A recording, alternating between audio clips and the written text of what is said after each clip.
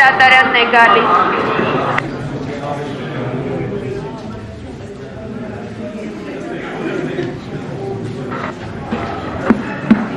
Դատարանության մասնակիցները ցանկանում են արտահայտվել են, թե ոչ։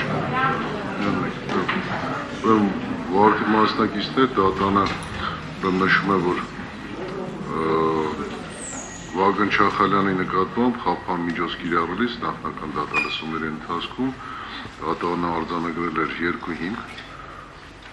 դա հանցանք կատարելու հավանականություններ և խոչընդոտելու հավանականությունը, որոնք այս պայմանությամբ դրանց իրավաչափության պայմանները չեն փոխվել, չեն վերացել, և հետևաբար այլընտրանքային խափան միջոցները տվյալ դեպքում կամ դրանց համակցությունները իզորու չեն ապահովելու մեղադրելի բաժշկի վարքագիծը, վերջինիս նկատմամբ կիրառված խափան միջոց կալանքի ժամկետը կերկարացվի 3 ամիս ժամկետով, մինչև 2026 թվականի